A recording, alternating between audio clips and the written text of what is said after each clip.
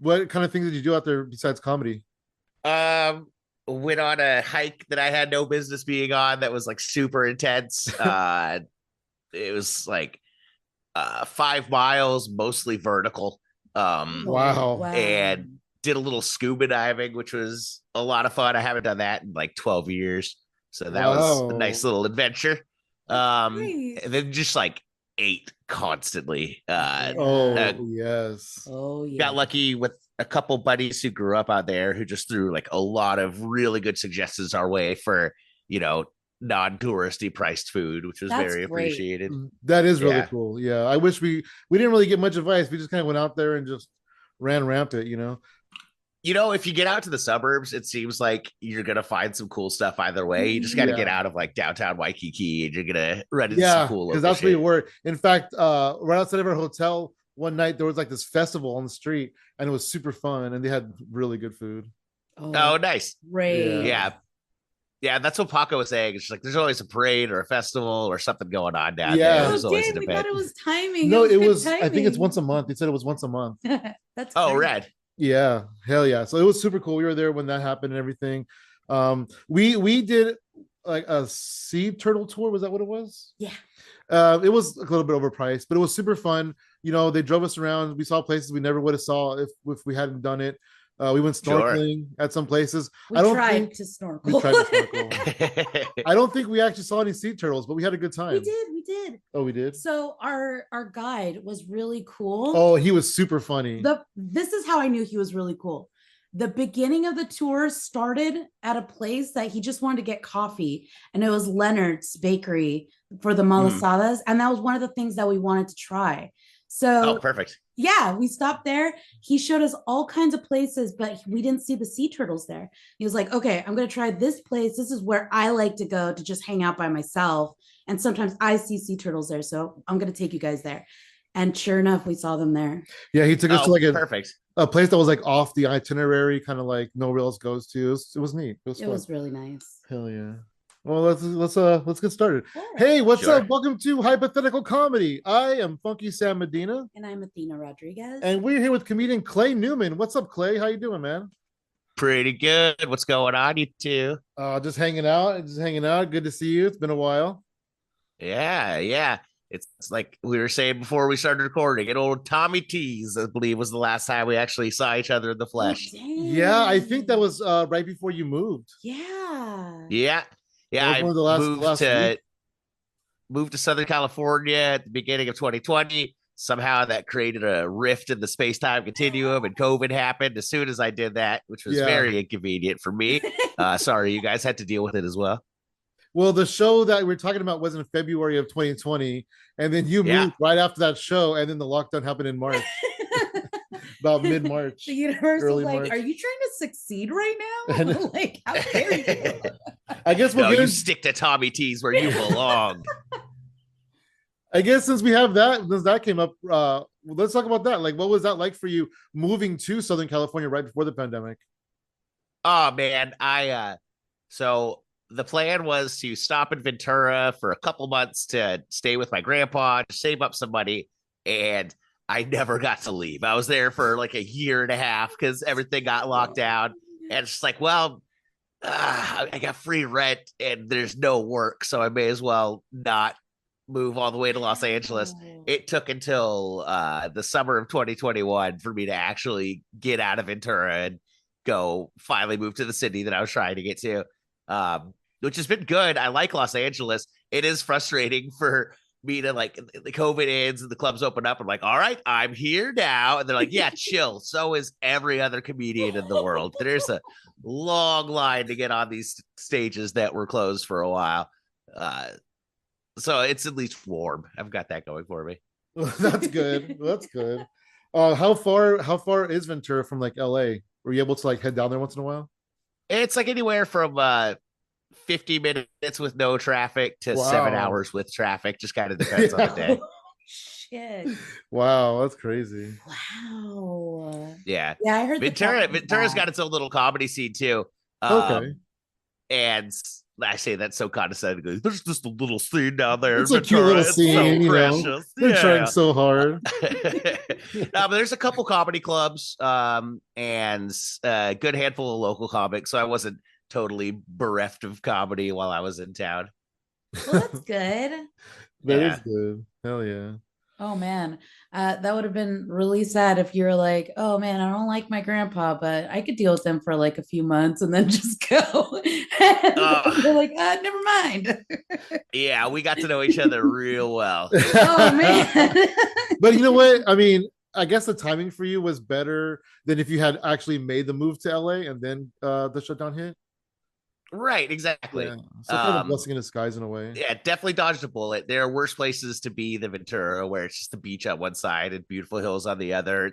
It's a good place to not be allowed to do anything indoors for a while. Yeah, absolutely. So let's go like. Oh, go ahead. I was just gonna say, if I didn't have that opportunity, there's no way I ever would have watched every episode of Blue Bloods 4 times. So I got that going for me now. Yeah, you should enter some kind of Blue Bloods trivia. Maybe you can pay off. Oh, I would rock. I could quote every Tom Selleck line in that show at this point. Just every low grumble about how cops are good and other people aren't. Well, all right then. That's good to know. I'll have to remember that. If I ever need any, if I ever end up like on Who Wants to Be a Millionaire and it's a Blue Bloods question, I'll definitely reach out to you. I got you, man. I know. Yeah, I know that Donnie Wahlberg episode. I've seen it. I'm on top of it. What episode was Donnie Wahlberg in? Oh, anyway. So where did you grow up? Where are you from? I grew up in Ventura. Okay. So I've never been very far from Los Angeles. I've never actually lived more than, I think, 10 miles from the 101 freeway. Even like moving up to Northern California, I've managed to stay somewhat near that. It's a comfort zone for me for some reason. I mean, that way, if you have to get up and go, you know where the freeway is. Exactly. Yeah, I can find in and out usually wherever I am. It's handy. That's cool. That's cool. So, did you go to LA a lot growing up in Ventura? Since you're kind of so close but so far. You know how it is. Like, I don't know if you guys grew up in the same town your whole lives, but after being in Ventura for 16 years, once we all got our cars, it's like, all right, let's get as far as we can away from this. So Los Angeles was a fun option. We were also about 30, 40 minutes south of Santa Barbara, which is like Santa Barbara. Somebody's got an older brother who's going to college there who can get us weed and bad vodka. And so that's usually where we ended up going. That's awesome. Oh yeah. How did you get into stand-up comedy? How did you discover comedy and like get a love for it? I was doing theater stuff forever. I came up to the Bay Area to go to school at San Francisco State and study acting. Nice. That was going nowhere. I was doing my friend's zombie musical and working at one of the hot dog stands in Union Square. Just like wonderfully aimless. And a buddy of mine dragged me to an open mic at the Brainwash Cafe, which for those of you who lived in San Francisco for a while, yeah, exactly. It's still the best laundromat I've ever done comedy in, for sure. I love it. It was fun too. This was like I'm not a lifer in San Francisco, but I was there before everybody made $700,000 a year. It was definitely a different vibe when I started in San Francisco. And the Brainwash used to be right around the corner from specifically a transgender woman rehabilitation center, and a lot of them felt the urge to try stand-up, and boy were they bad. They were not good at comedy. They tried so hard. There's one woman who all she did was different impressions of celebrity pooping, and I loved her so much. That sounds good. And you know, it's never like they weren't the most innovative. It's like, it's Arnold Schwarzenegger. It's coming out. I was happy she was doing it. Oh man, that sounds like incredible. Yeah, now it's great. I'm assuming part of Twitter's headquarters. I'm not sure what Brainwash is doing these days. Yeah, probably. Shoot. So you were doing theater. Did you do that in high school? Yeah. I've been doing theater ever since my parents just needed a summer camp to ship me off to. They chose that one. It's a very cool experience for kids where we got 2 weeks to completely put on a play more or less from scratch. Just nice plays that you don't have to pay for the rights to, like we did Zero, the Latin hero, because they couldn't get the rights to Zorro. We did. I specifically remember thinking that Midsummer Night's Dream, the Shakespeare play, was a musical until way too late in life, because we did Midsummer Night's Dream, the musical, and then I got to high school and I read it like, oh, there's no songs in this at all. I don't understand. Where's the scene where all the little kids just rush out with bubbles so they have something to do during the play? This is different than I remember. I like that. I used to do plays in high school, but they were very dramatic. There were a lot of like all the theater kids would get really excited if there were elements in the play that were like if we had to make rain, we were just squirting water at people. And then my drama teacher thought it was really cool to tell us to project. But when he couldn't say project out loud, he would go like this for louder. And the whole class would be like, I don't think you know what that means. And 90s Valley Girl calling us a loser right now. Yes. This is good. I think he knew what it meant. For the podcast listeners, he would put an L on his forehead. Oh yeah, my bad. He would do this, and then he would do this, and it looked a little. Right, yeah, all right. Audio media, that's right. It looked a little like this, actually. I'm glad that you guys were able. This would have been after Smash Mouth clearly described what that visual is. What's an L on her? Oh, that would have been after. Yeah, Yeah, that's about the same time frame, probably. Yeah, that's funny. He knew what he was doing. I feel like he did. He could have been acting like he didn't know. Oh, he was acting. Was he that good? More than projection. Was he that good of an actor? I don't know. Oh, anyway. Okay. So Athena would be super sad if I didn't ask you about this. So tell us about the zombie musical. Oh yeah. It was a pretty good time. I was just in the ensemble, but it means I got to die multiple times and kill multiple times. Nice. I'm not sure that there's a Guinness record for this necessarily, but I'm pretty sure I was the first zombie to die and then come back alive and start eating my own guts. I'm not sure any other zombies pulled that move. Yeah, they put like I got to get killed and I had this bag full of fake blood, and it was like beef jerky and gummy worms and just stuff as much as we could get to look like guts that we could. And so I got killed and I went down and my friend's just eating my innards, and I kind of come back to life like, oh, innards. And I just start eating them as well. I don't think I've ever seen anyone do that before. Oh my goodness, that's incredible. That's very intriguing to me, a zombie musical, because did the zombies sing? I would think they're vocal cords. It's just It's blanket on the movie. There's a movie that's a similar plot where it's this young couple and the girl dies and the guy's still in love with her even though she's a zombie. So she's got some human qualities despite the fact that she's dead. She's got a lovely singing voice. The rest of us were just kind of we had like some background vocals every once in a while, but we were mostly just walking around and grunting and stuff. And the zombie song Brains, of course, probably. I love it. Yeah, exactly. That is so cool. That sounds incredible. Yeah, it was a blast. I actually neither of us knew it at the time. I met what would be my current girlfriend, who I'm living with now, in that play back in San Francisco, where she was playing Ozzy Osbourne in one scene, and I was Sharon Osbourne for a little bit. So there was like some love born there. Wow, yeah. That's incredible. Her impression was much better than mine. She was doing like a dead-on Ozzy. I'm like, this is how Sharon talks, and she's like, just watch one episode with Sharon. Watch a YouTube clip with Sharon. I'm like, I believe I did, and it was like this. It's like it's not at all like that. No one talks like that. You're doing a Monty Python thing. Like, well, so I am. Yes. It was love at first, bad accent. Exactly. Yeah. Ozzy's easier to do. She had the easier deal. Oh yeah. You just gotta make no sense and nobody can understand you. That's all you gotta do. Yeah, exactly. Incoherent's easier than high pitched in British. I can't do either of those things. That's really cool that you met your girlfriend there. How long? I guess at that point, how long did it take for you guys to realize that you were madly in love? Was it years? It was years. Yeah, we didn't Wow. really, because she was living in San Jose at that point, just driving up to San Francisco to do the show. We didn't actually live in the same city again until I moved out of Southern California. So she was in LA, then I was in Ventura, and it just started working out. We just were going on pandemic era hike dates all the time, which was so sweaty, just such a sweaty experience, Oh, but it was a lot of fun. Ventura got real loosey goosey about drinking in public during the pandemic, so it was nice to get her to drive up and just walk around to the beach with some White Claws and stare at dolphins. It was pretty nice.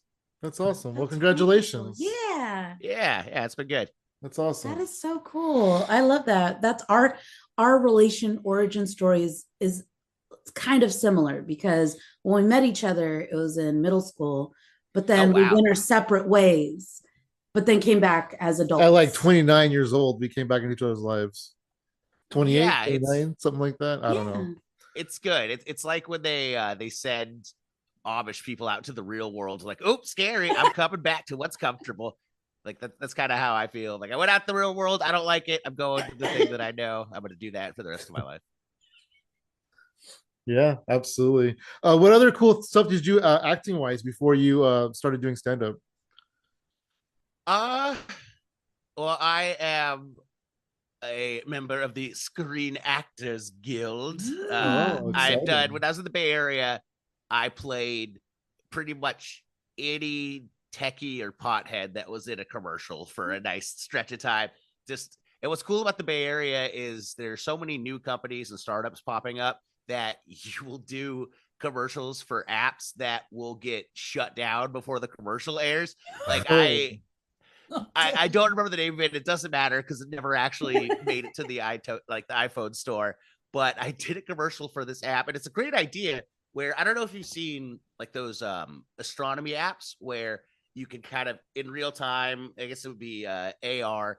You could look and see where in the sky the different astrological Yeah. oh signs yeah, like a are star and map. like what they Mhm. are.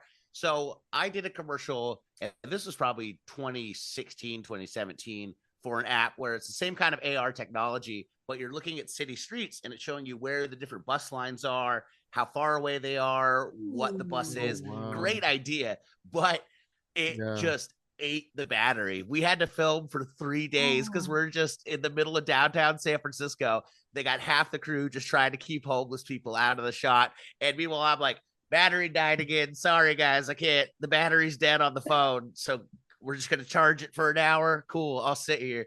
I'll sit here by the snacks that we're not allowing homeless people to have. It was that those poor guys wasted so much money. We spent so much time because the battery died. And then the final shot, this is very specific to people that are in San Francisco, but the final shot is up at Twin Peaks. And it's like one of the best views in the city about 10-15% of the time because San Francisco's always foggy as shit. And so I got to just get paid to be driven up to the top of Twin Peaks, look out, watch a sad production crew just be like, well, I guess it's foggy again today. And then we just had to drive back down and try again the next day. It was such a bummer. There's no way around it, but they wanted that view so badly for a product that never came to fruition. Wow. Dang. That's crazy. And they're like, man, this app would have came out if we didn't have to pay Clay Newman to be in that commercial. Yeah, I wonder for sure. Somebody's rich uncle's furious with them because he went way over budget on their product. That is crazy. Was that why you were doing comedy, or is that still before? When did you start doing comedy? I started doing comedy around 2012, 2013. Okay. Yeah, before that, I was just doing random like theater stuff, sketch stuff, nothing worth really noting. The last play I did was called Bad Hamlet. There's like kind of this, I don't know, some people call it like a bastardized version, and some people, some nerds be like, this is actually Shakespeare's real version. Where it's just like it was the most hipster theater thing I've ever done, where like the peak Hamlet moment where he says, to be or not to be, that is the question. In this one, he goes, to be or not to be. That is. It's like, all right, now you're just being a dick, Shakespeare. Now you're just being controversial for no reason. I think that was the name of the game back then. Yeah, to be I think you liked controversial. that. Like that shit. Yeah, I don't know. I think it's hard to tell with Shakespeare. It seemed like halfway through every play, he just started jerking off because there's like random flowery love scene that seems to come out of nowhere. So okay, some people get into comedy from theater because it's performance, it's performing. What made you consider it and say, yeah, maybe I'll dabble in that? I mean, I was always going for the laugh anyways. If you do a play, the only responses you usually get is either a good hearty laugh, or on the drama side, the best you can hope for is like a That's all you can. That's the most guttural response you get in the dramas. Oh, fascinating. And that's just not as it's not as satisfying. And so when I started to go to open mics and I was getting that laugh that I craved so much in theater and actually creating it myself, like they were my lines and my stories and everything. It's just, yeah, it's that rewarding feeling, but multiplied. Yeah. Wow. And at what point did you decide to kind of switch from pursuing acting and theater to pursuing comedy? Once I realized that, like, especially once I started actually getting paid for comedy gigs, I realized I could just show up 10 minutes before the show starts and do my thing and then leave before the show's done. Where if I was in a play, I'd probably get paid about the same, but it would be preceded by 2.5 months of rehearsing 5 nights a week. And it's just the commitment is ridiculous compared to stand-up comedy. There's so much more freedom in stand-up comedy. It's like if you get into show, you just don't have a social life for months. Where wow. now it's like, well, Thursday I won't accept a booking, and then I can go do what I want on Thursday. It's much easier. I like it. Yeah, that's very true. Does something like theater help you? Because you're memorizing lines and everything. Does that help you remember like your jokes and what you're gonna say? A little. I mean, I smoke enough weed to counteract any memorizing skills that I've gained from theater, unfortunately. For me, it's more helpful when it comes to keeping it fresh, because if you watch a good comedian, more often than not, they've said the thing they're going to say to you dozens, if not hundreds of times before they're saying it on that stage. And it's the same with a play. You're giving lines that you've rehearsed over and over again, that you've performed over and over again, and you need to figure out a way to make it seem fresh every time. Yep. So that's, I think, been the biggest benefit, is just not, for lack of better words, seeming like bored and like I'm running through the motions on stage. Wow, that's incredible. I like the way you put that. I never would have thought of it like that. I like that a lot. Keeping it like because I think of it like you got to make it look like it's your first time saying it right, but I think the term fresh is a lot better. You have to make it look fresh. Yeah, exactly. Otherwise, you're just Gallagher up there and people are waiting for you to smash the watermelon. It's not fun if like the audience can see the joke coming. Yeah, no, right. You're absolutely Rest right in peace. that. Rest in peace. R.I.P. Gallagher and the Sledge-O-Matic. You fucking maniac. I've never heard, whenever comics die, a lot of times Facebook is, Oh my it'll god, mostly be reminiscing, and then there'll be a couple people who have to give like the edgy counterpoint, like, I never liked his comedy. Gallagher died, and 100% of the comedians that had something to say were like, this was the time Gallagher was a huge dick to me. Like, I've heard that. If you're the Yeah, fucking watermelon guy, you're allowed to be friendly in the green room. You don't need to be super pompous about it. You're right, though. A lot of comics were like, this is the time he was a jerk. This is the time he did this. This is the time I saw him walk off stage. This is the time he left. Never, just whatever. Like, dang, that's crazy. I never even knew. That's gonna get spilled. Just wait till Carlos Mencia, guys. Facebook's gonna be very exciting for us comedians. There's gonna be a lot of stories. Just like, actually, I could top that shitty story about Carlos Mencia. Oh man, I working in security at the comedy club. I mean, I've had nothing but good experiences. He didn't see me do comedy or anything. He didn't write any of my jokes down, but sure. I had nothing but good experiences with him. He was super fun, super funny, super nice guy. Yeah, it's for every story about how someone like that is a jerk, I'm sure there's 10 where they're like, yeah, no problem with him here. But that's what happens when you meet millions of people, is some of them are gonna have a bad taste in their mouth afterwards. I mean, it might be different though, if you're comedy club security too, because he wants me to like him, because if something happens, I'm protecting his ass. Yeah, exactly right. you got to pull the feature off of when the feature sees his like best closer up there the next night.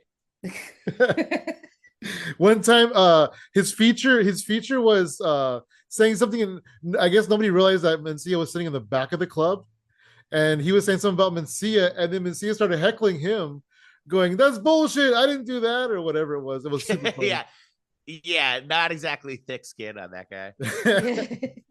Anyway, so what was it seem like for you in San Francisco? You know, just going out there doing comedy, getting paid for shows, and enjoying it. Oh, I loved it. San Francisco is such a good place to cut your teeth as a comic. There's so many shows, a lot of really established independent shows that have been there for a long time. Yeah. And then as San Francisco started changing and the average person living there and starting comedy ended up having more money and better jobs, this really interesting thing happened where as comics who worked in tech started getting more prominent in the scene, they knew how to advertise. Like if you work at Google, it's pretty easy to have your show be the top search on Google. When you look up San Francisco comedy, you could literally type in San Francisco Punchline Comedy Club, which is a specific place, but still 5 local shows will pop up before that. It's like, do you mean the setup? Do you mean cheaper than therapy? Like, no, I meant specifically the thing I typed, but it's impressive that they're able to have such strong advertising. But what it means is that as you're working your way up to being in the club all the time, there's a lot of really good rooms where you're surrounded by both talented comics and smart audiences. And it's such a good nurturing environment. Yeah. And I love that it's so close to other scenes so that you kind of like are able to go from like San Francisco to Oakland. And then you have 2 different audiences that you're working against. And Absolutely. even in San Francisco itself, there are a bunch of different like areas that have different audiences. So you can check your material in different places. And that's what I really love about it, is that you get to really hone your skills and fine tune your jokes based on who's going to be there. And you never know. Yeah, Absolutely. yeah. San Jose, Oakland, San Francisco, completely different scenes, and they're all super close together. Yeah, it's very true. It's very true. Did you travel a lot doing comedy? Yeah, I was lucky to live in parts of San Francisco where I was able to have a car there. I know if you're downtown, that is a nightmare to try to own a vehicle in that space. Yeah. But I was always kind of living on the outskirts. And so, yeah, like you said, I was able to travel around the Bay. I always like going north from San Francisco because it just gets progressively more white trash the farther north you go. It's pretty exciting. Like you get into Marin County and it's so snooty. There's hardly any comedy there. The only real show that's there is the Throckmorton, which is this beautiful theater where they pay you like $250 to do 7 minutes of stand-up. It's stupid. I don't know. It basically exists because the city has an artistic grant that they're not able to fulfill. And so they just give it to local comics. Used to be a like big hangout spot for Robin Williams. And so since it had that clout, there's still pretty consistently large audiences there. But then you get up to wine country and it's nice. It's, they're white trash. They voted for Trump twice, but they also know how to like pair their clothes together. They're like more sophisticated white trash. But once you're past like wine country and get towards Mendocino County, you are in Alabama. You're no longer in California. You just are in the South somehow. It's really interesting how the dichotomy works. And we're only talking like 50-mile chunks of difference that makes a huge difference in audience. Wow, I did not know that. That's incredible. It's super close. Yeah. We talked about experiences with other comics. Did you have experiences with Robin Williams all being in San Francisco? Saw him a few times, never got to actually work with them. He was always good about kind of showing up to the spots that he started at. So what was always a legendary spot in San Francisco was this bar called the Holy City Zoo, which back in like the 70s and 80s, that's where, everybody came up for, like Robin, Paula Poundstone, like anybody that started in San Francisco, Patton Oswalt had to go through the Holy City Zoo. I went through a bunch of different forms before they finally decided they didn't want comedy there anymore. I think its last entity was called Dirty Tricks. I don't know if either of you ever did the open mic at Dirty Tricks. No, but I heard it. I know of it. It was sloppy. I've never been in an establishment that smelled more like pee consistently than Dirty Tricks. Just the whole floor was just soaked with it. Um, No. but now, even though whatever hipster $40 a glass like whiskey bar that is now, next door is Neck of the Woods, which still is a strong part of the Oh, comedy community. There's still a lot of really good shows that happen there in Neck of the Woods. So it's nice to at least have something next door to that legendary spot. We were holy there. crap. Now that you mention We that, were there. last time we went to Neck of the Woods, we were staying outside and we went to the place next door just to see what it was like. And it was a really fancy bar or whatever. And Robin Williams came up, remember? I don't remember how. Yeah. Do you remember how? Oh wow, really? I think Yeah. somebody said Somebody, that I they think, used to do it I think there. somebody that was outside with us told us that Robin Williams came up in that bar next door. And that's why we went to Yep. go check it out and everything. That's really crazy that you mentioned that. Yeah. Do they still have? I remember even when it was Dirty Tricks, there was a balcony that could maybe fit like two smaller people. I don't know. The balcony's still there for. It's so bizarre. It reminds me of like there's two old people in the Muppets. Like that's the only thing you can really do is just put two crotchety Muppets up there to have them heckle the comedy show. It's such a strange layout, but really historical spot for San Francisco comedy. Yeah. It really is a strange layout because when we went in there, I was like, where did they perform? And it's very narrow. It's very long and narrow. Yeah. I remember like we the probably bar, you have to. Oh, go ahead. I was just gonna say, like, if the bartender needs to get from the bar to the bathroom, he probably has to go over the stage to get there. It's a tight space. Yeah, we probably looked super weird because we walked in the door, we went, walk all the way down the bar, we looked all around, talked for a minute, and then we just left. We were going next door. We got a show for next me door. personally, I remember, okay, it didn't smell completely like pee in there, but it had that musty odor of like, wow, it smells like there's like carpet in here that hasn't been changed for 5,000 years. Like, oh yeah, no, that's because they can fancy up that building all that they want. The pee is in the floorboards now.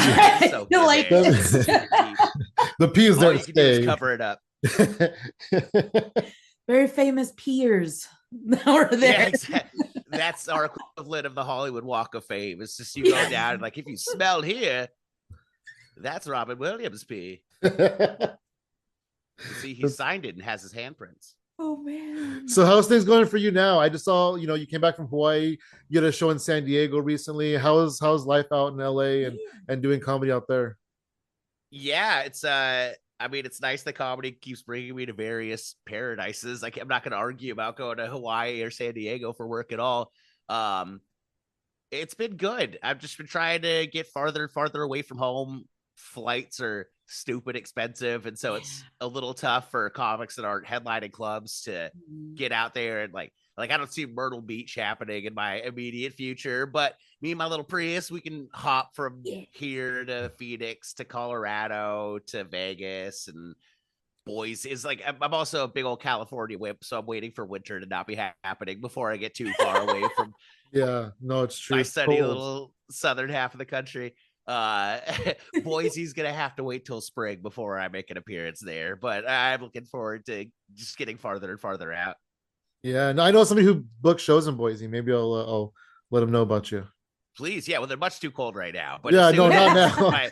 As soon as my delicate California sensibilities can handle it, I would love that. It's cold, man. I'm wearing 2 pairs of socks. That never happens. Yeah. It's cold and sweatpants.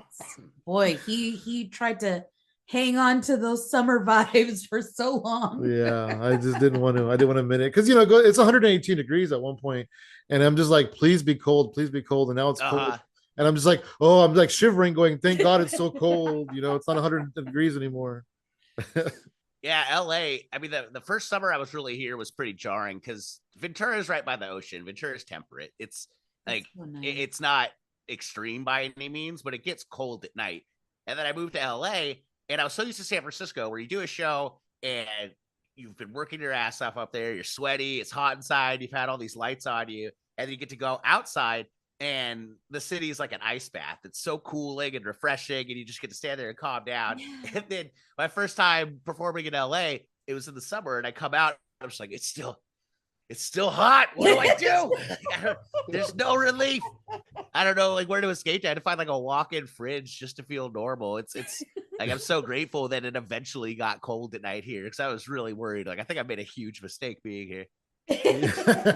Yeah, I know. In San Francisco, you bring a jacket all year round. But you're Yeah, and I like that. That's good. That's I've got a jacket body. I'm not trying to be out here with these t-shirt people in LA. I got a t-shirt body, so I like that. I like that. I never take a jacket anywhere. I hate it. I straight up forgot last time I came to Northern California. I did a weekend in Sacramento over Thanksgiving and brought like the tiniest sweatshirt, which was very much for fashion and not for warmth. And I'm just like, I felt like such an idiot. Like I lived here for 15 years. How did I forget that cold happens at night? Hey, so during the pandemic, one of the things that you were doing that was super fun was you were selling bird dances online. Oh yeah. Yeah, tell us Yeah, about back that. I when love that. that was a nice project for when we all thought that was going to be a 2-week long experience for Yes. us. Yeah. Just like I just want to get a little beer money before I'm back in action. Oh, we're going to be here for 3 years. Cool. Okay. I didn't realize that. Yeah, one of my bits that I do in stand up that because I sell stickers referring to it, I have now shoehorned myself into always having to do this bit, which is frustrating. I didn't think that through. I wanted some merch that had a reference to my act without realizing like, oh no, I have to do this stupid act out every time. Yeah, because if you don't, people won't get it and they won't. No idea. If they don't, it's just a sticker of like the whole act out is just me acting like one of the birds from that show Planet Earth, where they're just dancing around and being silly and trying to get the ladybird's attention. And I will now on stage have to decide, like, well, I'm not doing that well. I'm probably not going to sell any stickers anyways. I don't need to dance tonight. We don't need to dance for the people that aren't enjoying this. I have to make a conscious decision to just literally give up on people like liking me enough to buy my merchandise after the show, and then I don't have to dance for them. I love that you have to gauge that on stage. It's like, okay, it's not. are they gonna buy? It's not a bit that you can do when you're bombing. If you're bombing, then like, hold on, folks. What about this illustrious act out where I dance around? Like, no, we didn't like you standing there saying stuff. Like, why do you think we would want that? Oh man. Oh, that's incredible. That's crazy. So there might be audience out there who don't know you at your bird dance, you know? No, there are plenty. There are plenty. There are plenty who's just like, who's that raspy Jew that just talked about animals? Never went anywhere with it. Didn't even fucking act anything out either. That guy. Yeah. Lazy ass. I was waiting for an act out the whole time. That's cool. Did you so how like did you have fun doing that? Like did you do you have any memories doing the bird dances online for people, like for money? Sure, yeah.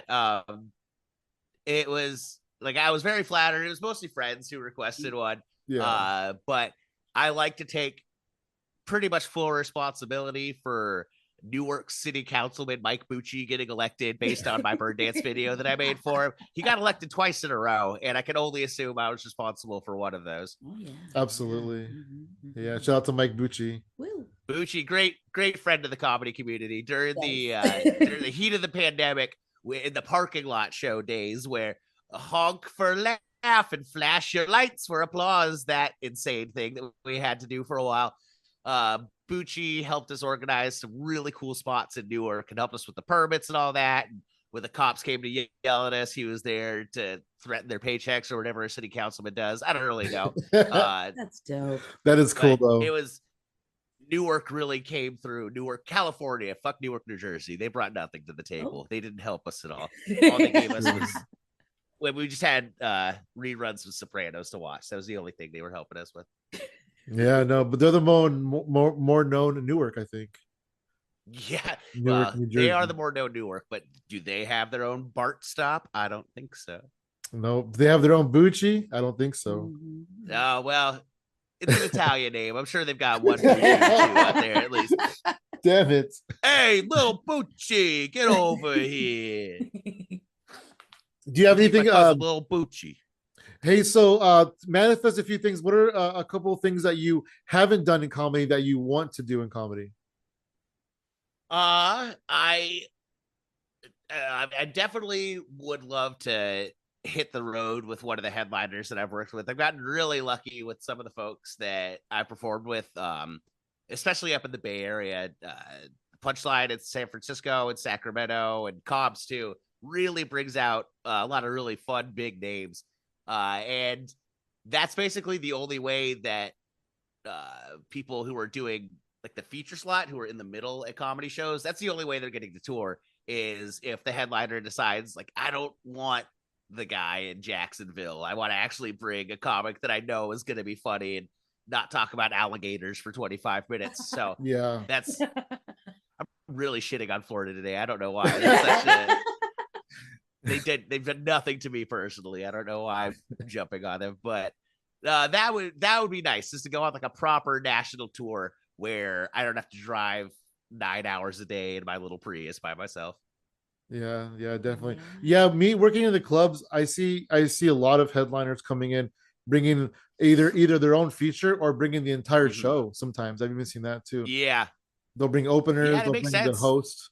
Yeah, because it's people they trust. Yeah, absolutely. Yeah, you know what works. You know what works with your audience, because a lot of bookers, and understandably, they only know so much of what to expect. And in San Francisco, they're generally not going to put me, like, I've noticed I don't get booked with like a lot of other Jews. Like, I think they just feel like two is too many on a lineup. Especially like I did. There's a really funny comic named Renan Hirschberg, and I worked with him up in Washington. We did a weekend in Spokane and in Tacoma. And Renan is also just kind of like a chubby, loud Jew. And you could just tell, like, by the time he was halfway through, the audience was like, it's been an hour of loud Jew. And we've got, what, half an hour more of loud Jew? That's too much loud Jew in a row. And so I think that's one thing that headliners try to avoid. It's like, I know what my people like. They like this funny lady up front, and they like this goofy guy after her, and then I can do my thing, and they won't be sad when I'm on stage. Yeah. No, that's true. And then a lot of times too, where people will discover comics, right? Like in your situation, where if you're opening for a headliner, they'll see you and they'll be like, "Oh, you're really good. I like you opening for me. Let's go. I'll hit some shows together." I've seen that a lot too. Yeah, where they just discover something on the road, which is pretty fun. Yeah, that's the hope. And there's even like, I've been lucky enough to have comics request me specifically for San Francisco, which was great, cool, especially when I lived there. But now it's like, all right, I guess I'll drive 6 hours to make $50 a show. That sounds fine. I appreciate you thinking of me. This is actually much more inconvenient than you've realized. Well, at least it isn't a 3 months of rehearsals. Oh, yes, exactly. Now I'm so spoiled. Now if they're like, could you get here early for a sound check? I'm like, you got a fucking voice. You do the sound check. I don't need to be there for that. You got a voice. I mean, that's true, because like I do a lot of sound checks on Zoom and stuff, and that's, you have to be there for that. But another person can do a sound check in person. That's Zoom is so, like, I've done with all the Zoom shows I've done, and in kind of the height of the pandemic, I was running one with a couple buddies from the Bay Area. We ran two, actually. We ran we called it prom night, which is I remember that. Yeah, there was like, nobody really got the play on words. It was very confusing. But it's just a generic prompt show. Like, you get on Zoom, and then you would see whatever the word, like just a pun or a couple words thrown together or something that you would have to riff on. But the other one that we did, which hopefully we're bringing back soon, there's word of this coming back next year. We ran a drunk Pictionary show where on Zoom they've got the whiteboard option, and so I played that. Yeah, exactly. Right? Yeah, she was on that.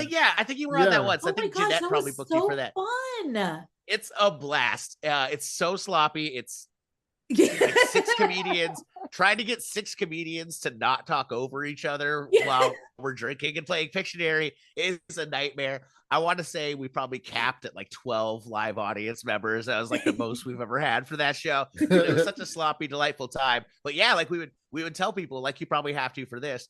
Okay, if you haven't done this before, please get there 10 minutes before the show. So while we're live, we don't have to teach you how to use the whiteboard. And commenters like, fuck it. I just show up when the show starts. And every single show, it'd be like, no, it's go to settings. Yeah, settings. Top left. Yeah, this is now they're watching right now. Now we're doing this with the live audience. Settings. Enable whiteboard. Enable. Can you do it? No. Okay. You know what? How about you just find a piece of paper and use that? Can we just do that? Can you find it? It devolves really fast if you get comedians trying to figure technology out. Oh man, I loved it though. You guys were so funny. It was such a fun experience. So yeah, I look forward to it coming back because I feel like as an audience member, it's even more better to watch. Well, we'll make sure you get booked again. It's nice to have like some friendly faces there because otherwise it's just Chelsea Pierce yelling at everybody. She gets that show. She gets real competitive. It sounds like every Zoom show that Chelsea is on. Who wrote this real shit? Life, she's a bit of a yeller. She is, in my favorite kind of way, the angriest person I've ever met. She's the happiest, angriest person ever. Like I've never met somebody who makes such amazing baked goods have so much anger in their heart. It's a wonderful dichotomy. Oh man, I love her though. I love the expressions on her face whenever she's like doing stuff. It's like, oh, I love animated face. It makes me feel so much more comfortable around people because I'm like, yeah, that's what faces do. I don't know. That's sound weird. That made you sound very weird. No, it's like I know what you're talking about, Athena. She's I think it comes from being like because she's such a good mom, and you can kind of tell like her expressions are mom expressions. Like these are expressions that are made to like gather the attention of a toddler, and that's kind of what you need for most drunk audience members. Yeah, no, I mean definitely she corrals it up. Mm-hmm. So do you have any projects or anything you're working on? Anything coming up? I'm getting to be about due for another string of zoo reviews on YouTube. If I'm on YouTube, Instagram, and TikTok for that. If you haven't seen it, I get special guest David Attenborough to come in, and the two of us kind of rate and review different animals on a scale from 0 to 100. I think right now, currently in first place, I want to say is the bottlenose dolphin. There are 5 categories, which is adorableness, badassness, intelligence, special skills, and will they make it? So dolphins are up near the top. There's some real piece of shit animals towards the bottom. There's like we covered blobfish recently, which is just a bummer. It's like once you get to Australia, a lot of animals are just kind of lumpy pieces of shit. They don't score very high. Wow. And scary. Some of them are scary. Yeah, the goblin shark is horrifying. That's way too many. Did you say gobble shark? It's like a turkey shark. The gobble shark. No, the goblin shark is the shark that is like it resides at very low depths. They've got I think like 150 rows of teeth, and each row has like 6 or 7 just facing everywhere, jagged teeth. Just because when it's that deep, they just have to grab anything and have their teeth not let go. And they do this insane thing. It looks so gross. It's like the little creature that comes out of people's stomach in the movie Alien, where their mandibles, like the jaw, will protrude forward and the back of their face will kind of flap back. It's hideous. It's so scary looking, and it just reaches out and grabs something and pulls it back in. It looks like it's from another planet. It's so gross. I'm so glad they're not at the surface. There are a lot of aquatic animals that I am so glad we could just stay out of the water. Like, yeah, exactly. It's so scary. Like I've been scuba diving, and it's so like you immediately realize, okay, I am not in my environment now. I am a guest in the ocean, and anything here could do literally whatever they want to me. I'm just gonna hope they choose not to. Yeah. No, that's true. How did you? That's so like cool. How did you get into like rating and studying animals and obscure animals at that? I've always loved animals. when I was trying to figure out where to go to college. I was either going to go to San Francisco to study theater or to Humboldt to study zoology. And there's just a little bit too much math in zoology. Otherwise, I would have wound up in Humboldt, probably would have been an even bigger pothead than I am right now. But yeah, like growing up, I completely idolized Steve Irwin. He was my boy. I wanted to be exactly like him. And so just now that technology has caught up to me and I don't need to have Animal Planet give me a budget to travel the world and film animals, I could just sit back and talk about them from my own living room. It's been a lot of fun to kind of learn about them and spin that knowledge into stupid, dirty jokes about animals. I love it. Where can people find that? That sounds super fun. So you can find it on the main areas are YouTube, Instagram, and TikTok. I'm at Clay Newman Comedy on Instagram and TikTok, and the Clay Newman, I believe, on YouTube. But I think I'm finally starting to pass that piece of shit Clay Newman who's a wedding photographer. So if you just type in Clay Newman, hopefully I'm the first one that comes up now. He's not even that good. I bet none of the couples made it. Oh, damn. Oh, man. Shots fired. Oh, I'm so he beat me to all the Clay Newmans. He's like at Clay Newman and everything. Like, well, fuck you. I hope your couple's all. I'm so upset. I'm so upset that he beat me to all the handles. Yeah, there's actually a comic who's in Portland named Cody Webb, and there's a Cody Webb that he doesn't know either that he hates because he's also named Cody Webb. Who's like a star. He's like a country singer or something weird like that. A buddy in the Bay Area who you probably know, who like when I started, he was Tim Young. And like Tim Young is a great comic, really young guy, got the biggest baby face you'll ever see in comedy. He looks like he's 12 years old. Really good videographer.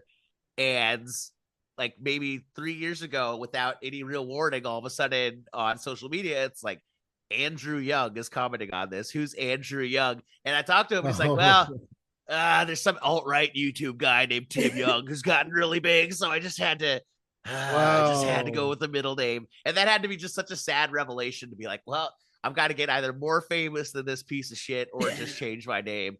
And I think he might have made the right decision. Alt-right people are fucking loyal, if nothing else. Yeah, dang, that's some good motivation. And that's towards a good success. Yeah, I didn't say he without notice he changed his name to Clay Newman. I would have been upset. Yeah, I'm like, come on, dude. Now there's 3 of us. Hell yeah. So I gotta be the real Clay Newman comedy. It just keeps getting longer and longer. The real actual The Clay real Newman. Twitter's like, sorry, that's too long. That's too long of a name. Just spell out blue check mark and put it next to my Hell yeah. Awesome, Clay. Well, thank you for joining us. This is the part where I say plug your social media, but we got that already. So thank you very much for joining us. It was super fun. Yeah, you're welcome. If I could just add, if you want to see me in an upcoming show, if you are a 2 days Prius drive away from Los Angeles, I may be coming to a town near you. Just go to claynewmancomedy.com. Again, don't go to claynewman.com. Don't give that guy your money. He's a terrible wedding photographer. None of those people are happy. They've all cheated on each other. Go to claynewmancomedy.com. And you can see any upcoming dates I may have, and you can catch a lot of those videos we were talking about earlier. Hey, if somebody wants to have a wedding and they really want Clay Newman to take the pictures, are you willing to give it a shot? I can officiate. I went online to the Universal Life Church and got my wedding officiant license. Hell yeah. I will say fast. If you want a fast wedding, I got you. You will be married in less than 3 minutes. Just boom, done. Let's party. Let's drink. You're like the auctioneer of marrying people. And Mr. You, and she does, do you, she does, and I will pass you. Anybody objects? Nobody objects. You are married. Hell yeah. You got to get Clay Newman to do the wedding and Clay Newman to take the pictures. Oh, man. And if you're lucky, you get Clay Newman to do the wedding dance. Oh yeah, that's true too. And a fucking fight if that's what you want. If you want a battle royale at your wedding, go ahead and do that. That'd be a hell of a reception, Clay. Awesome. He probably has no idea I exist. That's the worst part. He probably is like, I'm not on his radar at all. That's what hurts the most. That's probably what makes you the most angry about it. Yeah. I'm furious. He's over there going, this damn comedian Yeah, no, he doesn't give a shit. He beat me to all the socials. I'm not giving Oh, him any yeah. of my work. You're right. He does nothing to worry about. Shit. Oh, man. Awesome. Well, you can find me, everything I do at Funky Sam Medina, And you can find me at She Shines for You. and everything else is at Hypothetical Comedy. Thank you again, Clay. It's been super fun, man. Yeah, great talking to y'all.